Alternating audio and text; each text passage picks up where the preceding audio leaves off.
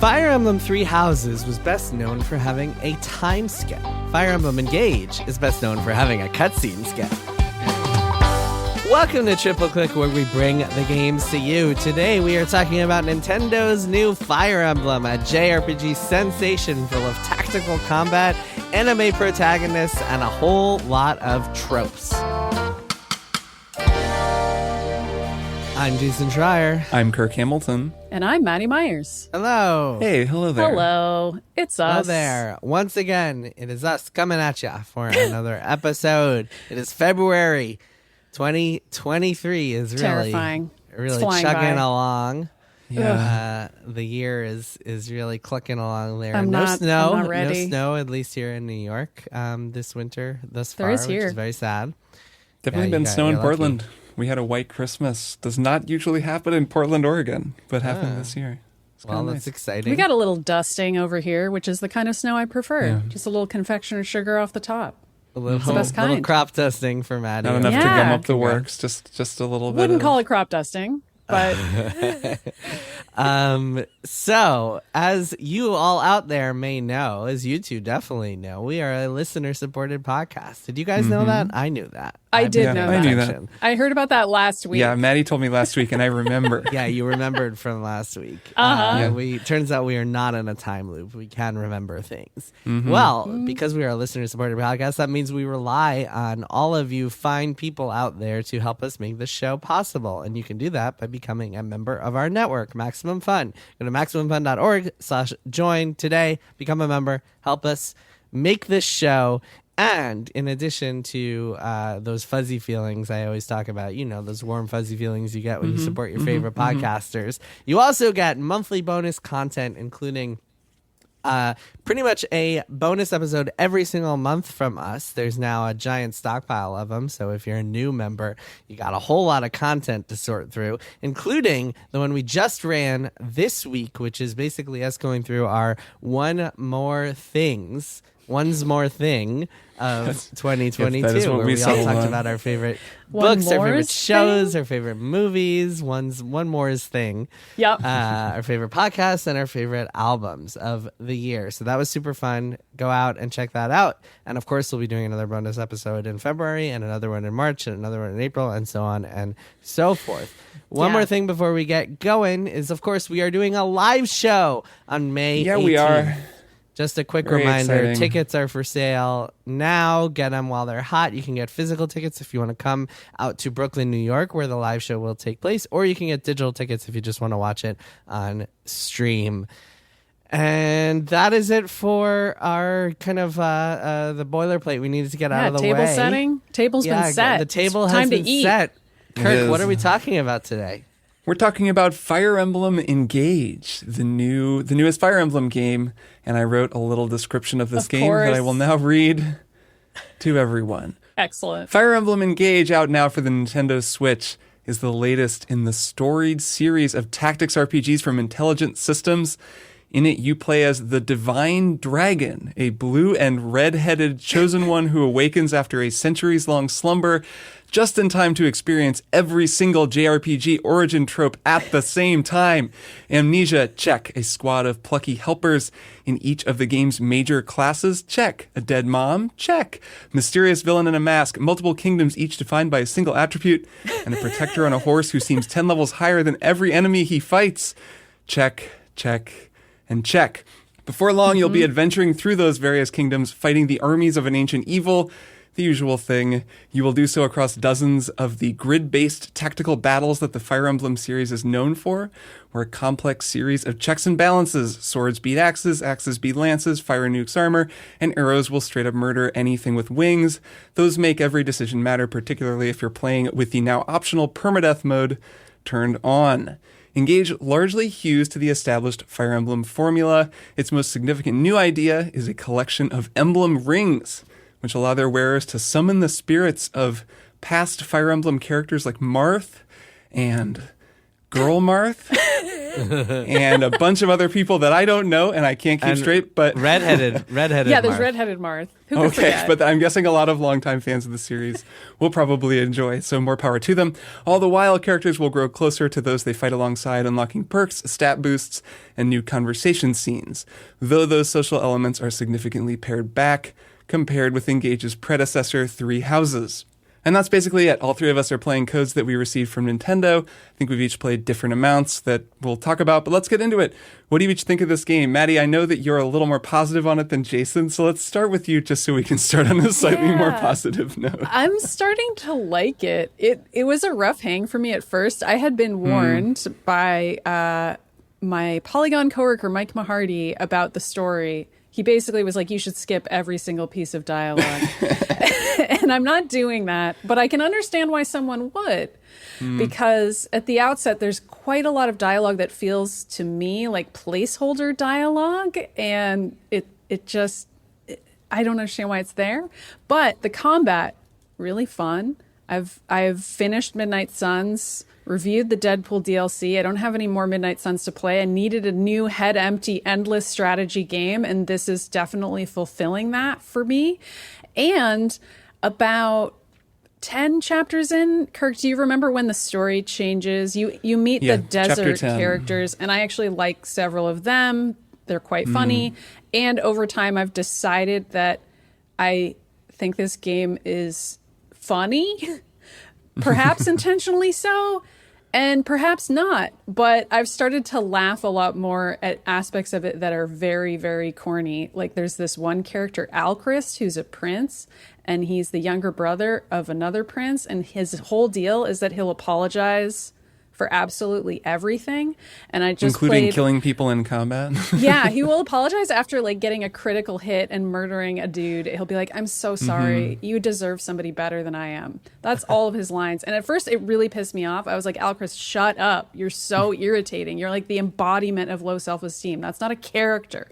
But then I saw a support story, which we can talk about how those work, but it's a scene for all intents and purposes. A scene in which Alchrist got a wolf to stop attacking me, the protagonist, by apologizing to it profusely. And that made me laugh really hard because that's absurd and that would never happen. And I realized that Alchrist's superpower is apologizing really hard. And now I like him. So that's kind of my relationship with the game overall, is realizing that it's funny and the combat's good. But I want to hear Jason's rant. Yeah, and Jason, I know you're feeling a little less positively about it. So yeah, what do you make of it and how far are you? Yeah, I mean, I don't really have a rant. I just kind of find it insufferable. So this game, oh man, okay. I'm not super far. I just finished chapter 5. So yeah, maybe I haven't gotten to the point where the game gets super good, but I am finding it pretty irritating to play for a couple of reasons. One, first and foremost, is, the writing is really rough and the story is just not engaging me, I guess, for lack of a better word. No, the story is not quite resonating with me the way that even the last Fire Emblem game, Three Houses, did, and that did from the get-go. So I've just been skipping the cutscenes because I'm just like, man, life is too short for me to watch more of these kind of insipid dialogue scenes and anime cutscenes and stuff. 2 is that this might be a little shallow, but the way the protagonists look really pisses me off. Yeah, the hair. The hair. I'm playing as the male protagonist, and could you describe? Let's before you get into it, could you describe the way the protagonist looks for anyone who has not seen this game? Yeah, the protagonist's official name is Alir. And he or she, they look like a Joy-Con, like a set of Nintendo Switch Joy-Cons. One side of his hair is blue and one side is red, and then he has a blue eye and a red eye. And every time I see him in a cutscene, I just want to punch him in the face. And I'm not a violent person, so like this is not. I don't know why I feel this way. It's just not. It just bothers me, and I don't want to play as him anymore. And I feel that way about a lot of the characters. The characters are just annoying me. They just get on my nerves. A lot of this game just gets on my nerves. The Engage cutscenes, I had to turn off all the animations because I was getting so annoyed at the Engage. Me cutscenes. too. I turned them all off. And then the third thing is, I think a lot of people are kind of like in the boat of, oh yeah, okay, I'm just like getting past the writing, skipping the cutscenes because the battles are really cool. But I am in the boat of having just spent like many hours playing the remake of Tactics Ogre, which came out in November and is another type of strategy RPG. And that game is so good and has so many interesting kind of strategic decisions that you have to make and thoughts you have to make and character customization choices you get, that it really makes the Fire Emblem kind of like top-down simplistic gameplay just seem pretty boring by comparison. Whereas in Tactics Ogre, you're kind of maneuvering your characters across a big grid, and each of them have a lot of different options of kind of attacks and skills and items that you can use. Fire Emblem is a lot more simple. It's a lot more of just kind of following that triangle of like axes and swords and lances and them all beating each other specific ways, or like bows beating flying monsters or enemies. And then everybody just kind of like attacking or engaging and attacking, at least thus far. To me, it has not been interesting enough to make me want to keep playing. So yeah, I don't know. I don't have a rant or just kind of like, I'm not going to rail against the game or anything, because like, kudos to anybody out there who's enjoying it. But man, I really preferred Fire Emblem Three Houses for a lot of reasons, and I really prefer Tactics Ogre for a lot of reasons. So I'm just not gonna keep playing. I found myself like actively being just kind of like not looking forward to having to play more for this show. So I will not be playing anymore. I'll probably beat it. Of course you will. I don't know. After Midnight Suns, I was like, who has the time for a 90-hour game? And it turns out the answer to that is me. And the answer to that might still be me with this game, even though I don't love it. But Kirk, over to you. Yeah, so I've played a little less than you, Maddy. I beat Chapter 10, which is not the point where the game like switches gears and suddenly becomes fantastic. It's just like a major kind of story beat and a pretty good, turn of the tides mission, which these games almost always have. I'm remembering Awakening having a mission like this, and Three Houses certainly having a couple of points where just like there's a big twist and the real evil appears and everything goes to hell and you have to survive this multi-wave super long. I was like up super late last night trying to finish this mission because it kind of keeps going and going. But it's fun and like well designed and tense and exciting. That part I thought was kind of cool and unexpected on my part. So yeah, I'm kind of with you, Maddy, in that and with you, Jason, I'm with both of you. I'm enjoying it. Like I like playing Fire Emblem, and am finding like some of the narrative stuff to be pretty silly in a way that I'm fine with. But mostly, I agree. I share your word choice, Jason, of insipid. I am finding a lot of the writing to be insipid, and I also am very turned off by the character designs. It's just, maybe we're all old, and I know they brought on a young new character designer for this game that's very exciting, and she's like done VTubers and stuff. So it's like, this is kind of, I don't know, maybe there's like an aesthetic thing that I'm out of sync with. The artist's aesthetic reminds me of 90s anime slayers. So I don't know that these are new, groundbreaking everything designs. That's old is new again. I'm just saying, like, it could be that I'm out of step with some demographic that really enjoys this style and that thinks that the protagonist looks cool, but I think she looks like a nightmare and just sort of like just cannot get, especially because I feel like, and this is not a spoiler because I haven't looked stuff up, but surely this blue-red thing is like some kind of story thing where she's actually two people fused into one person. I haven't even gotten far enough yet to know that, but there's a cutscene very early on where the protagonist, see a version of yourself with all red hair where she's super evil and she's like murdering a bunch of puppies or something in this cutscene. I don't remember what they depict, but she's like, I'm evil and I have all red hair. And I'm like, well, you look way better that way, first of all. But unfortunately, that's my evil self, and my blue self is maybe good. Yeah, so that's kind of, just kind of, I'm not super drawn in by the world or the characters. I'm finding it all pretty shallow. And yeah, I start a story mission and a cutscene goes on forever and it's so tropey that I really do just tune out. I mean, I'm playing on the Switch. Emily's watching, some Dr. Pimple Popper body horror show. And so I'm like hiding my face from the screen and I can't look at the other screen because it's boring anime stuff. So I'm kind of petting the dog or something. It's just kind of not drawing me in. But the gameplay I am enjoying insofar as I like the gameplay of these games, but it's not, it feels a little bit like Awakening, a little more than Three Houses. We can get into the gameplay particulars. I'm finding it very interesting to play it after having just played Midnight Suns. But let's talk a little more about gameplay, let's talk a little more about story and characters, because I think that's I want to talk about both, but I'm finding that I care more about character and story in these games than I realized.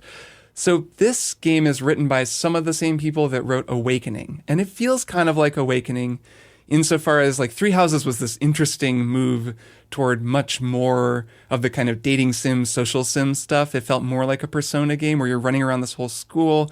There's all these characters all strewn around everywhere. You have these kind of in-depth conversations with them. And so this is kind of a move back. But it's still missing something, and I've been trying to put my finger on what's missing. And I looked at this. I'm going to drop, you guys can open this or not. I'm going to drop a link to this. This is the IGN wiki, the page for the characters of Fire Emblem Three Houses. And I went back after playing, probably 12 hours or so of Engage, and I just went and looked at this screen, and it's just a big list of the characters from Fire Emblem. Oh, I miss these guys. Look at these Three guys. Houses. And I was like, holy shit. Like Ignatz, the kind of nerdy, quiet guy with glasses. Leonie, who was so cool, the like tomboy knight. Dorothea, who was like kind of like the like hot chick character, but actually like had some interesting depth. Felix, who's that sword fighter guy. Ingrid, Lysithea. I was looking through it. I was like, whoa, I remember every one of these characters. Raphael, the big dude. Petra, who's super cool. Bernadetta, the like really quiet spellcaster. Of course, like Edelgard. Dimitri and Claude. I was like, dang, I like really remember all of these characters. And it wasn't because I was so into the dating sim parts of it. I thought that the like tea time stuff was kind of dumb. Like I wasn't really into that part of the game. Well, that was just a small part of the character interactions. Yeah. To be fair. Well, and the characters themselves, like I remember their arcs, and they had, they weren't one note, but they had one kind of defining struggle.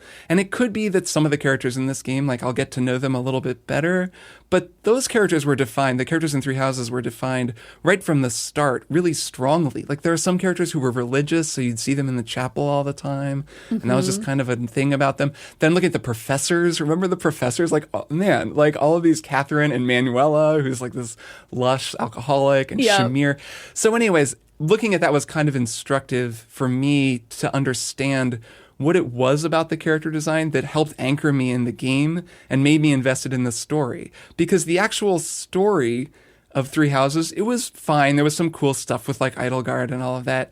But like it was more that I just was really attached to all my characters. And I feel sort of similar about some of the characters in Awakening, though I don't remember that game as well. And this game, I'm really not feeling that connection. They just all feel like such shallow tropes that it really is kind of detracting for me from the game, even though the combat and tactics are interesting. I don't disagree with you, and it took me a long time before I even started to have a couple characters that I thought were funny, and most of them I do not like at all. So I'm with you there, which is kind of tough. The other really big difference is that this game just has a significantly larger number of characters. Like it gets to the point where you are collecting characters so quickly that you could never get to know them all. And tea time is replaced with meals where a character just says one line to you after you give them a meal to level up your friendship with them, for example, as opposed to multiple lines. And there's a whole mini game in the tea time structure in Three Houses. I know that that's the least important aspect of the game in some ways, and yet it is also telling that this version of the game is simplifying even that, because you don't really have enough time to get to know 30 people. I don't know how many people there are in the end, but I have dozens and dozens of people in my party at this point. A thing that you mentioned, Maddy, that I think is kind of indicative of some of the issue I'm having connecting with the writing is actually those call-outs, those barks during combat. They're kind of weird. I think back to in Awakening. Was his name Frederick, who is the knight that you had, the guy? Yeah, the overpowered dude. Oh, yeah, who you have an equivalent in this game. He's this big, huge guy on a horse who absolutely runs people over. You're like, okay, we're going to deploy our army up the right flank. Okay, what about the left flank? Okay, well, that's Frederick. Frederick can just take the whole left flank by himself because he was just unkillable for the first 50% of the game. But Frederick was not a particularly interesting character. He's not as memorable, like when I look at a picture of him, as some of those characters from Three Houses. But he had these call-outs. One of them, he would say, "Pick a god and pray." And then he would just like destroy someone. I still think about that. Like if someone writes "pick a god and pray" somewhere online, I'm like, hell yeah, man. That's Frederick about to get a crit on some schmo on the battlefield. Or he would say "believe." That was another one. And he had great callouts. And in this game, they're just a little off. Like so often, there's the one where Alchrist is apologizing is weird. Yep. There's a one. It's the princess where she says like, Saline, "I will remember your loss" after killing someone, which is a weird line because I know it feels like I'm like harping on a specific piece of writing, but she says it a lot. First off, "I will remember your loss" is like what you would say to someone who had like a loved one die. She's talking to someone she just killed. So it's like, what? Like your death will not be in vain. But is that what you say to the like enemy, like shadow creature that you just eviscerated with a fireball? Like, no, like, so it just has a weird energy where they're trying to make her seem gentle and nice, even though she just blew someone up with a fireball. And so it kind of is constant throughout the game. And it just leaves me feeling a little disconnected from all of the characters because it doesn't even make sense. Like the things that they're saying don't line up with the things that they're doing. Another thought that I had on this character note is that it's really kind of frustrating that everybody in this game seems to be obsessed with you and obsessed with the divine dragon and just like wanting to worship your feet. And at one point I wanted to give it a fair shake, so I was wandering around the town and like getting into cutscenes, and I see Fram, who is this kind of like one of the first people you meet. And I went up and talked to her. This is funny because Fram is terrifying, but you picked the wrong person to talk to. She just starts freaking out about how she's in the my guy's name is Jason. You know, she's in the Divine Dragon Jason fan club, and just going on and on about how she's obsessed with my character. And I don't know, maybe some people are into that, but I stopped talking to Fran after that combo. Especially because she's a child. She looks like she's 10 years old, and just like watching this 10-year-old girl be obsessed with me was so uncomfortable and unpleasant. Whereas with Three Houses, yes, you become this like badass teacher who everyone wants to like hang out with and look up to and stuff. / have an appropriate relationship. Yes, have an appropriate relationship with. But it does feel like a lot of the characters in that game, you really have to earn their respect and you have to get them on your side. And like Hubert is always talking shit to you, and like there's a lot of interesting character interactions that I just haven't seen in this game so far. And granted, I should say again with the caveat that like I haven't seen a lot of it and have skipped a lot of the cutscenes, but like what I have seen has just been so bad that it made me want to skip the cutscenes. So it's just really frustrating. At one point, maybe at multiple points, you introduce yourself as, "Hi, I'm the Divine Dragon, Jason," and it's just so stupid. It's all so stupid. It's very stupid. So something that I noticed today, I was looking at fan art of Alchrist because I was like, who's into this game and what do they like about it?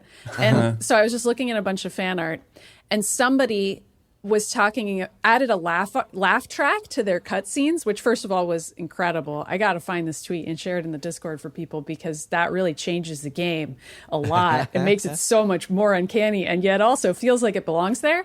And it just adds to the way that this game feels like a children's cartoon. And maybe I just feel that way because I was recently talking about watching Hey Arnold on this show, but it really does feel so simple. And the type of humor that the characters engage in is humor that would be appropriate on a children's cartoon. Like it never gets that funny or that clever or that political or that intense. It's always kind of goofy, and either you can get on that wavelength, which I've realized that I kind of have, or you just never will, and you should skip every single cutscene in the game.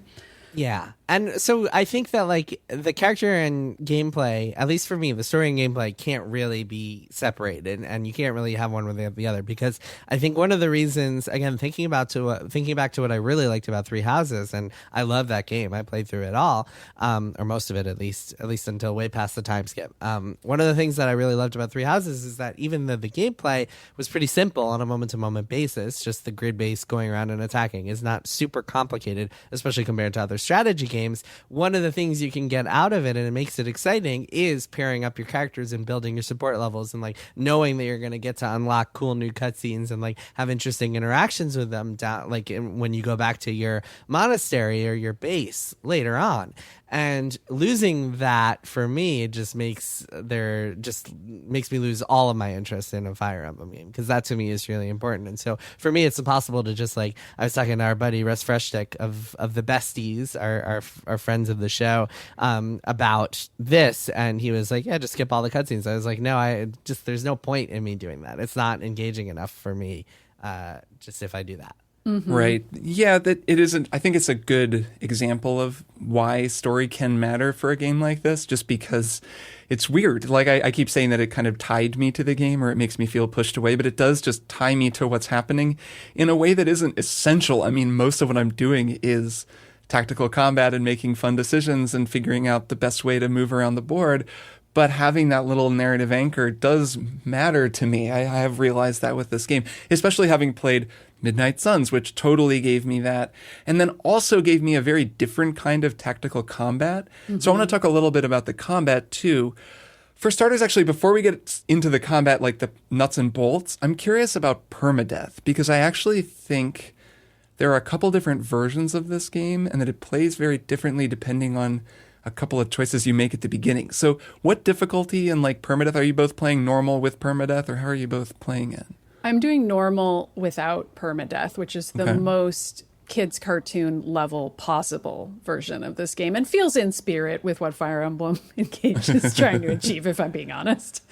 I guess so, but okay, Jason, what are you doing? Yeah, same, normal without permadeath, because when I do play these games with permadeath, I remember we talked about this back in the split screen days with Three Houses. When I do play these games with permadeath, I just wind up like saves coming, so there's no point in doing it anyway.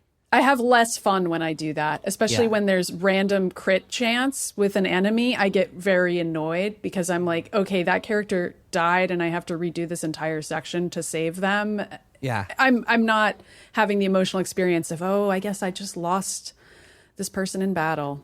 Yeah, so I'm playing normal with permadeath, but have also kind of been thinking about starting a new game playing on hard without permadeath.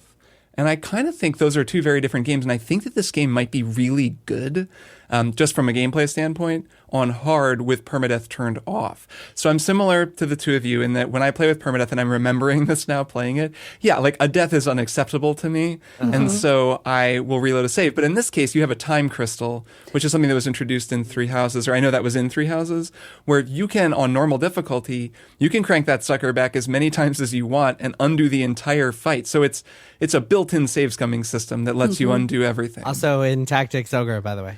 Oh, nice. Yeah, I started that again over the weekend because I was just trying to remind myself of that kind of strategy. Whatever, we can maybe talk about that in a minute. So anyways, yeah, I find myself effectively negating permadeath, and then as a result, permadeath forces me to play in actually a pretty rigid way, even on normal difficulty, because the way that this game works with the sort of weaknesses and strengths, if you allocate your resources on the battlefield, you can wind up just having someone get one shot by like any of a number of different enemies. And so you have to like rewind time and then move them back and figure it out. The chapter 10 mission, there's one enemy, she's whatever, I forget her name. She looks like Harlequin kind of. She's like, she does a magic attack that's a double magic spell that does 20 points of damage each time. So if she gets off an attack on anyone in my party, she would kill them, given on where I was at on the level. So I had to engineer a way that like we could just really lucky like move in and have her miss one attack, and then I could like clear her out and her extra life like all in one turn, so she never gets to attack or counter anyone, which required a super specific, like I had to restart the fight a few different times. I had to do the exact same thing with that exact same fight. I think her name's Hortensia, the pink-haired one with the heart on her face. Yep. Hortensia. So because of this one attack, I had to totally rejigger my entire offense.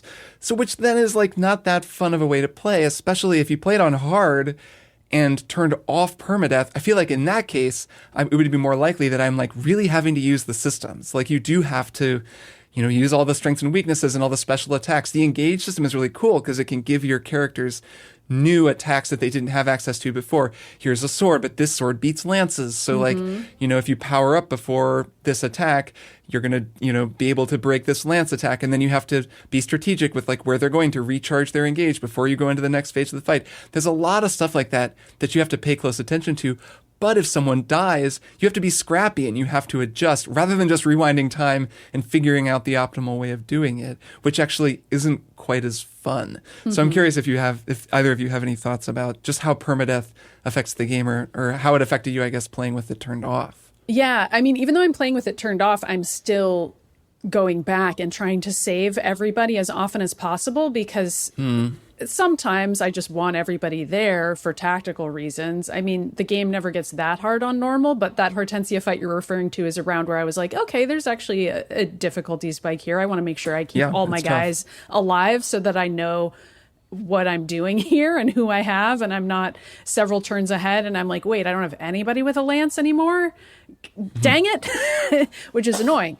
But I did also just want to echo that I really like the Engage system, and that's another reason why keeping everybody alive is fun, because if everybody has different rings on, I mean, the rings. Jason, I don't know if you're far enough in the game to have really gotten into the whole ring polishing of it all, but well, it can be pretty fun in battle. I do like that aspect that you can have somebody who, you know, is buddies with Roy or Ike or whomever, and that unlocks additional attacks that they wouldn't ordinarily get to do. And I came to rely on those certain attacks and really got used to, oh, this person's normally just a regular spear fighter, but then they can unlock these additional healing attacks, and that's really useful in these scenarios. And I don't know, it's just another level of complexity that I really enjoyed. Not really related to the permanent death question, but definitely something that makes me excited about playing the game. Yeah, I enjoy what's her name? The names have all blown past me, but the one who gives the princess the ability to do that shadow teleportation, shadow walk. That's the best move. Yeah, that's like the most Ragnarok. It's like the most. It's called Warp Ragnarok.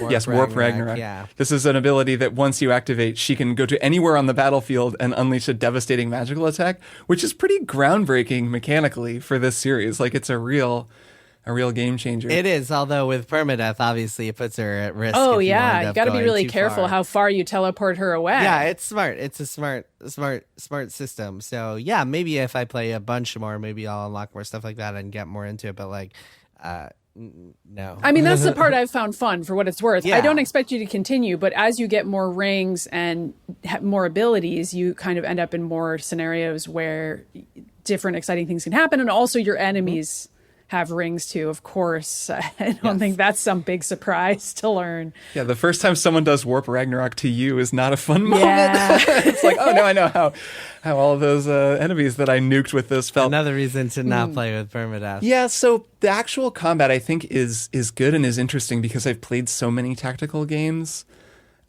since getting into Fire Emblem. Like, I guess I came up as a kid playing XCOM, so I always liked XCOM. Yeah, it's fun. And then it was, like a lot of people, as I mentioned last week, Awakening was the first Fire Emblem game that I played, and I really liked it because it kind of fit with, you know, my understanding of those kinds of tactics games, though I never played Advance Wars. I know that's kind of similar too. It's different. Advance Wars has an economic aspect to it, which changes everything. Yeah, I mean, I'm sure it's a different game. I just mean like it's another tactics series that is sort of story that I never played. Yeah, similarly top-down map, grid-based, yeah. Right. And I never really played it. But yeah, so I really like the way these games work, though I guess I'm finding it to be a little bit rigid feeling with the way that they've designed it. And I think it's not a bad thing necessarily, but it is something about the way this combat is designed. It doesn't feel super fluid. It feels pretty rigid and like I'm trying to solve a bunch of problems. Like, you know, there's this rock, paper, scissors basic combat system where you don't want to attack someone who has a weapon that's strong against you, and you don't want to put yourself in range of someone with a weapon that you're weak against because this is with a given character. Because if your character with an axe gets attacked by a character with a sword, there's a break, and then they can't counter. And countering is actually like a huge part of doing damage. A lot of times you want to like coax enemies into coming and attacking you. You know, you do a little bit of damage to them and then know they're going to come try to hit you in their turn, and you'll kill them in their turn and won't have to deal with them. So it's kind of a big part of the strategy is making these decisions, but it doesn't feel like if you get yourself into a bad cul-de-sac, like, oh shit, you know, my guy with an axe there's just two dudes with swords here. what am I going to do? You can sometimes adjust. Oh, well, we'll warp Ragnarok, what's her name, over, and she'll nuke the one guy, and then if I pull him back, he'll chase him. And you can kind of adjust, but it feels a little more rigid than other games. And having just played a whole bunch of Midnight Suns, it's remarkable how much more fluid that game feels compared to Fire Emblem, and how much I enjoy that fluidity. That's a game where you're constantly running around. Everyone's getting hit. The whole battlefield is in a state of flux and can change on a dime, and you're always having to just adjust based on the cards you have in your hand. And it makes for a much more sort of reactive, improvisational experience playing it. And it also feels less like you're solving a specific puzzle and more like there are a lot of different ways to progress, because you can take any set. Well, there are some exceptions. There are some missions in Midnight Suns where you have to take certain people. Usually story missions are that way. But just the regular workaday missions you can do with any permutation of heroes, and then you just have to figure it out, even if you're like, actually, this permutation of heroes is kind of crappy, but I guess I have to be creative. And usually there's a way to make that work in that game. Whereas in this game, I mean, you have so many fighters that you're pretty much always going to have the right class types to get through a situation, but sometimes I will run into scenarios where I'm like, oh, I just took my guys in the wrong direction. Or there's certain areas where, you know, it's a big map and I've got like 3 guys at the bottom left and you know, 4 guys up at the top right, and I'm supposed to lead them on a specific path. But then I'm like, oh, I want to go get this chest for a second. And then that just throws off the entire map, and like 4 of my guys are way behind. Do you know what I'm talking about? There's a certain methodical nature to the fact that it's grid-based and you can only move so far at one time. And I don't know, the most recent battle that I did was like that, where there were like optional chests you could go get, and I went and got them with one half of my divided party, and the other half just went ahead to the main boss, which was the stupidest possible thing I could have done. I should have sent those guys to also get the bonus chests on their side of the room, because they all arrived at the boss way early, and my other half of my army was like slowly making its way across. And I was just like, this is not only boring, it's just bad and stupid. And I guess there was only one way for me to progress through this particular map, and it was ignore the chests or have both halves of your army get the chests. Yeah, there's like a clockwork-like feeling to the way that these battles play out. It just is kind of rigid in a way that I think is part of the appeal. Like it can feel very satisfying when it all clicks into place correctly. All the gears are clicking. And because you can really manipulate the enemy AI, at least on normal, I don't know if this changes on higher difficulties, but you see these little lines. So when you move a character to a spot, you then see the lines of which enemies will be able to attack them standing in that spot, which winds up being really crucial information as you're playing the game, because you know, you can see, oh, well, I can't go here because 6 people will go and attack this one character. And, you know, if they all attack this character, even if it's, you know, my toughest character, he'll still probably get killed.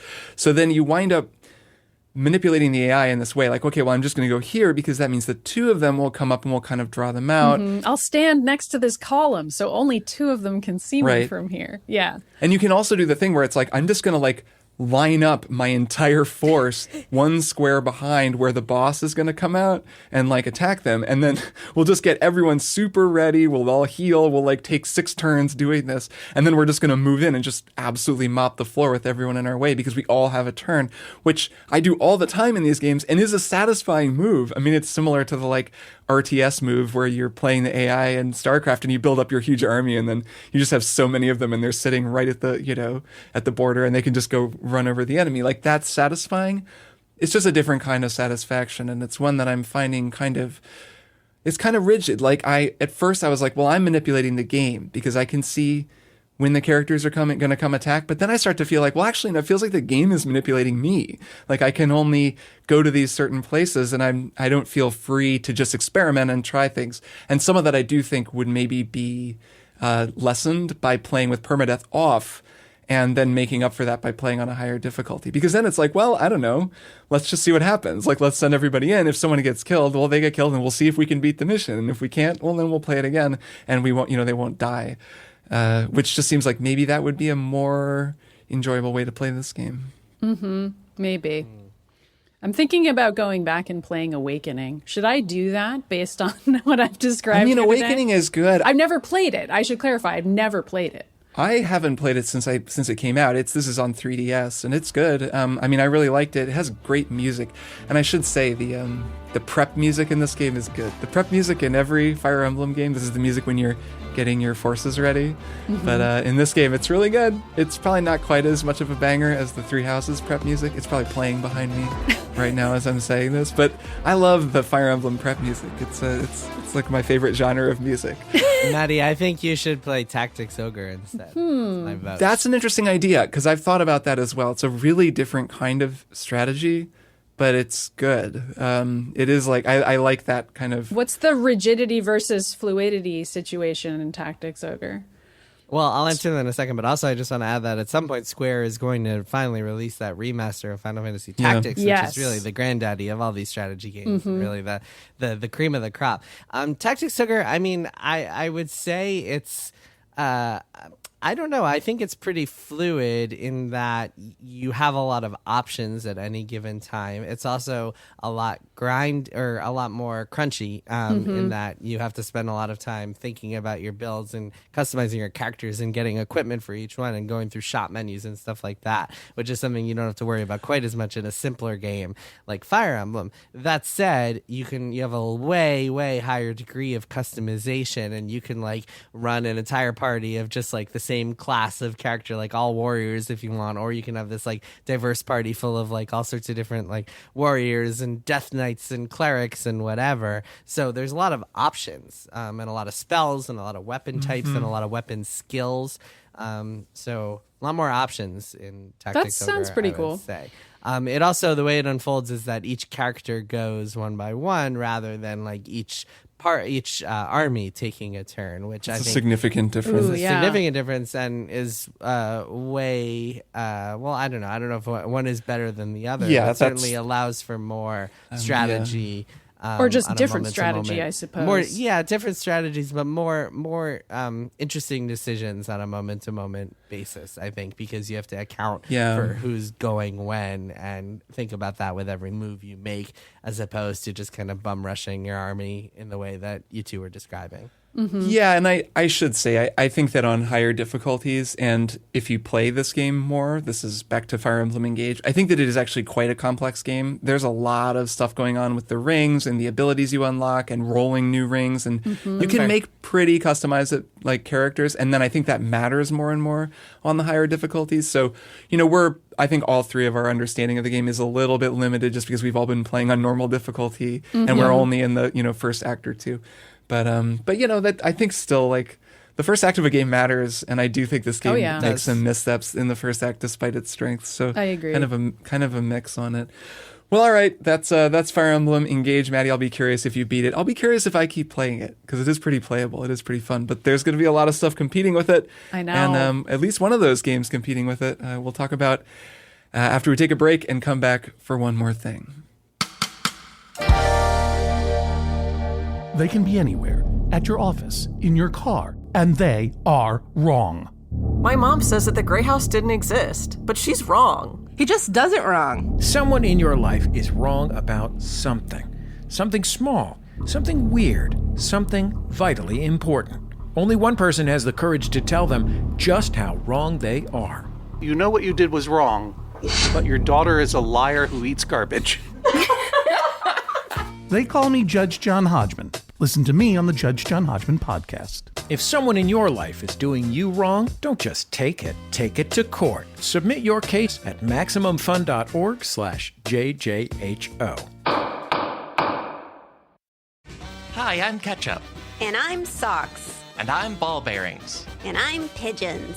And I'm Water Towers. And I'm Cardboard. Surprise! We're actually humans. Humans making a podcast about those kinds of topics. Because those are real episode topics on the podcast, Secretly Incredibly Fascinating. That's a podcast where we take ordinary seeming things like ketchup and socks and cardboard and bring you the little known history and science and stories that make those things secretly incredibly fascinating. Secretly incredibly fascinating! The title of the podcast. Hear the back catalog anytime and hear new amazing episodes every Monday at MaximumFun.org.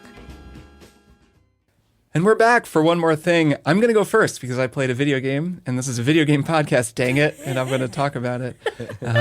I played a game called Hi-Fi Rush, which is a really fun video game that I want to tell our listeners about. So Hi-Fi Rush was stealth released, I guess a week ago or so, last week, during an Xbox press event. They just were like, and surprise, Tango Gameworks, the makers of Evil Within and Evil Within 2.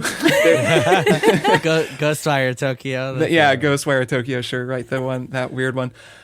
They've been making this other game that's nothing like those games at all, and hey, it's out right now, and it's on Game Pass and Steam, and you can just play it.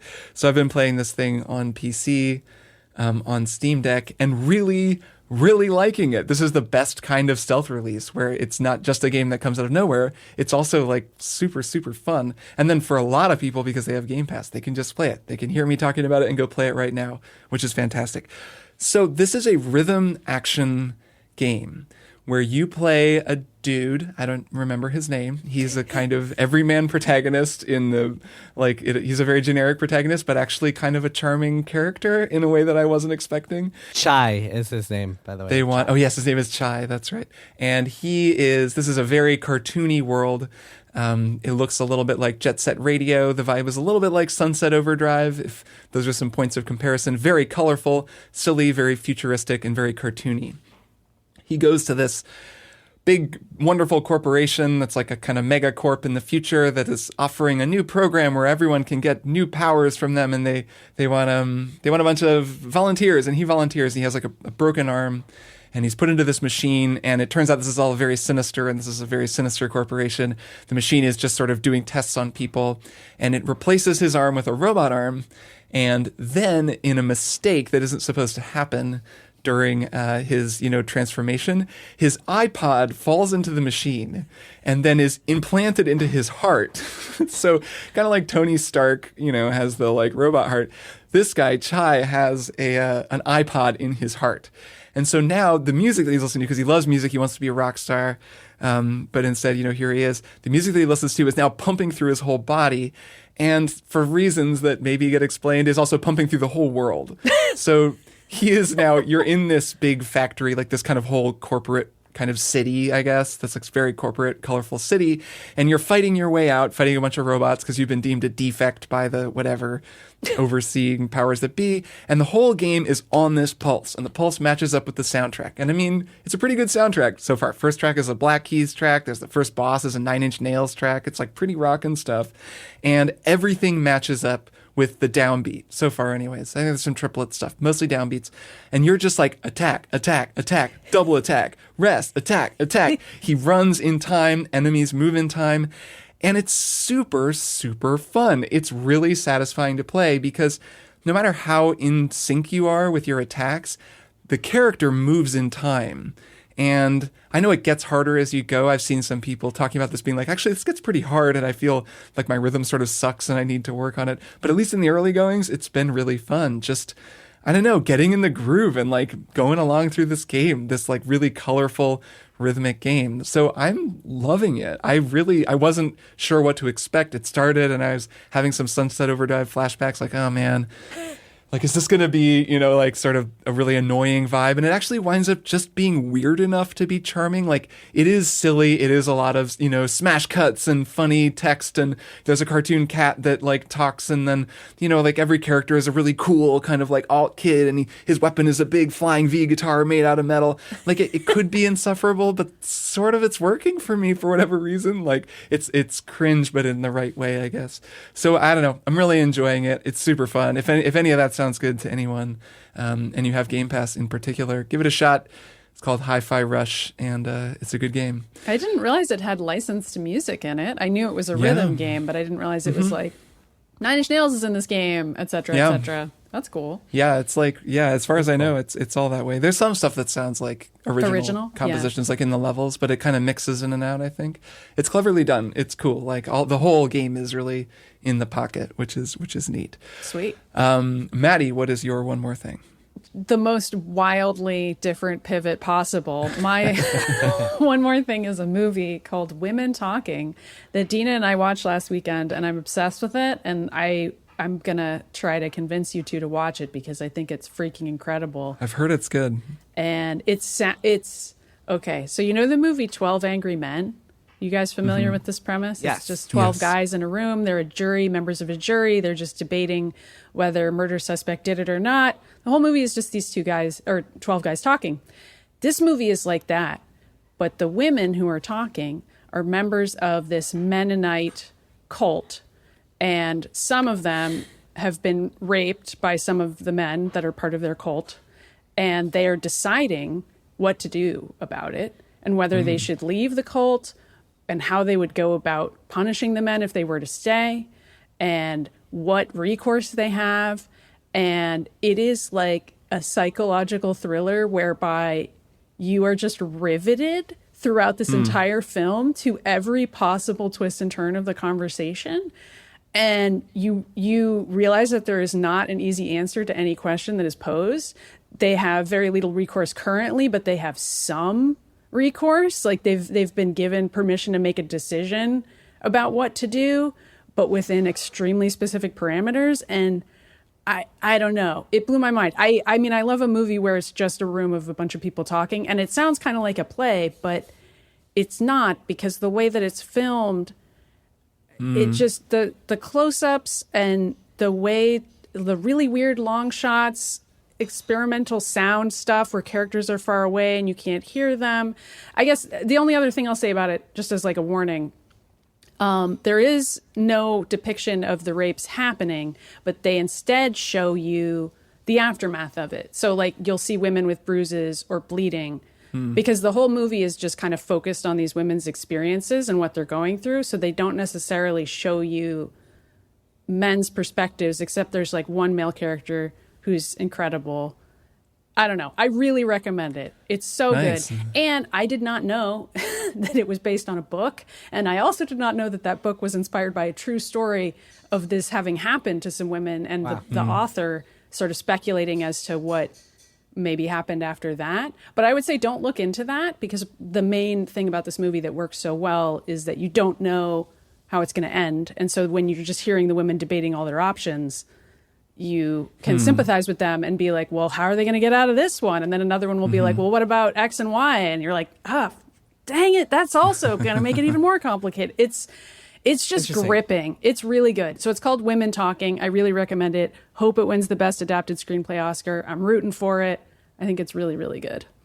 Nice. You're making me want this, and also our recent bonus episode has made me just want to find a way to watch more movies. Yeah. Because there are so many good movies, and I really love movies, and just don't make enough time for them. Yeah, we watch one every week, as you guys know, and we have a movie night, and I really recommend it. It's a pretty fun thing, and it's a way to get movies back in your life and have a nice date night with your partner. That's mandatory every single week. Jason, what's your one more thing?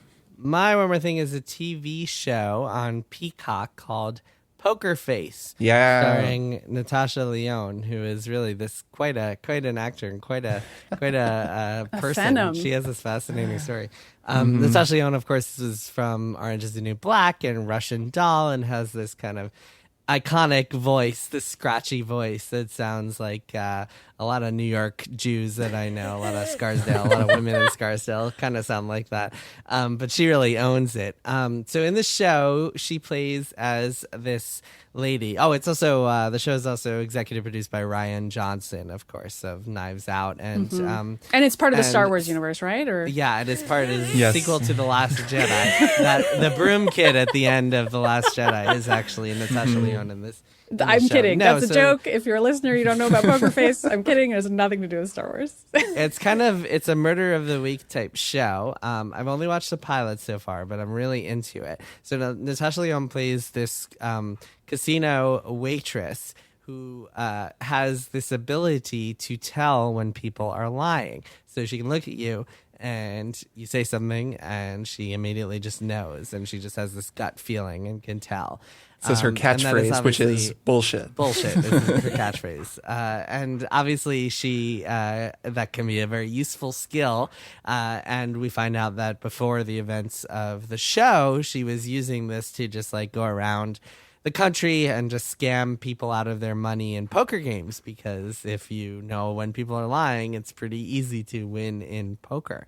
And so the premise of the show is that there is a murder committed, and it is of her friend, a close friend of hers. And when she kind of learns that, she sets out to discover what happened, and then it sets her on this journey that I won't get into all the specifics of. But by the end of the pilot, she finds herself in rough waters and has to go off, and kind of her life is unsettled. I'll put it that way. She is no longer in the position she was in when she first started.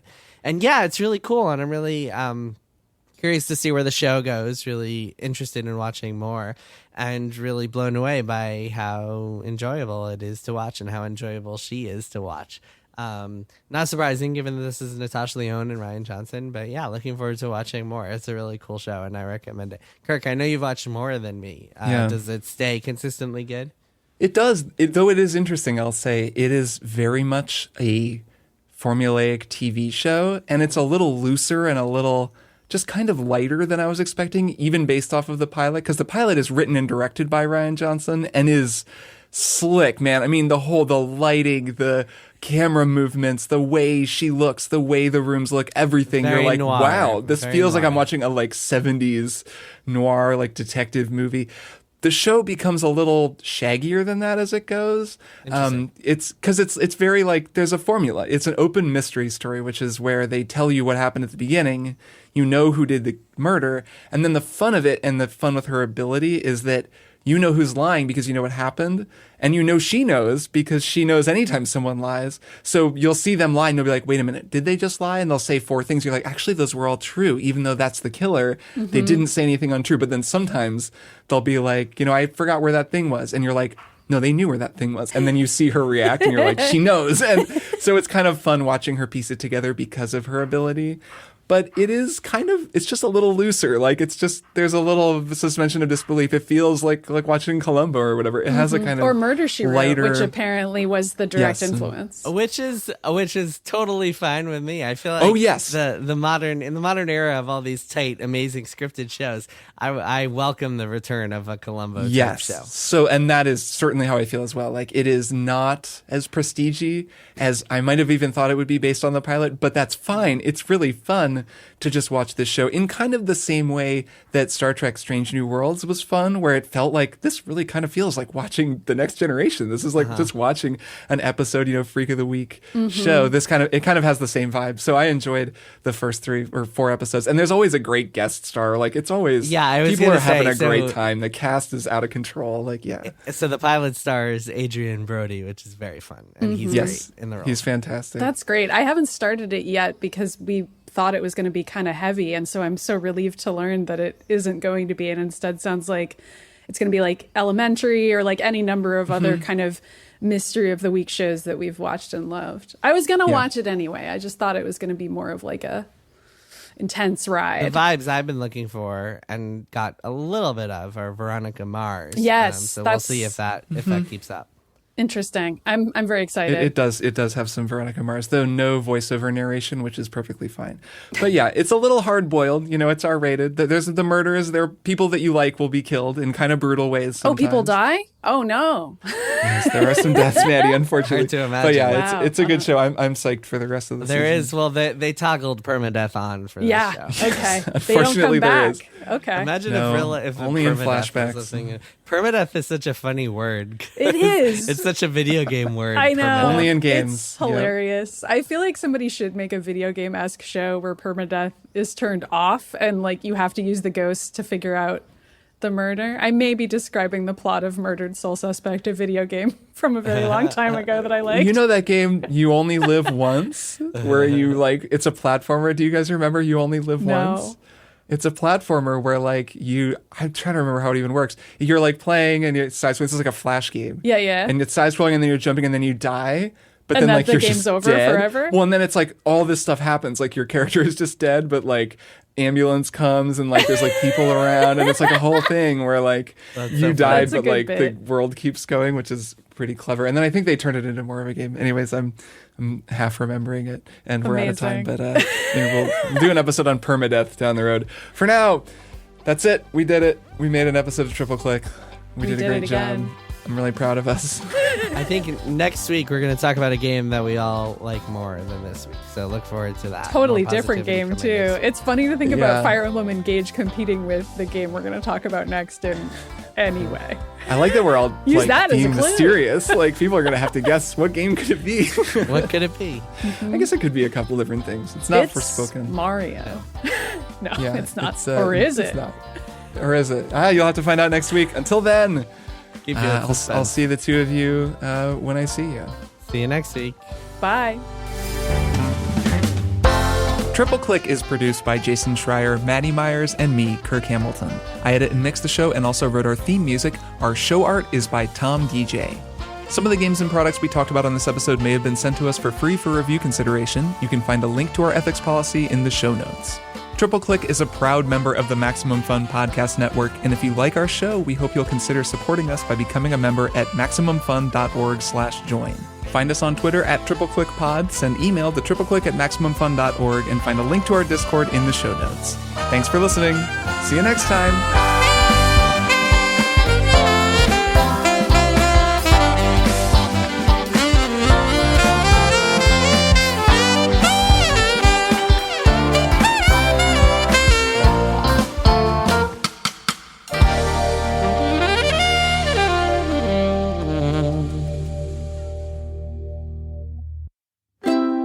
MaximumFun.org. Comedy and culture. Artist owned. Audience supported.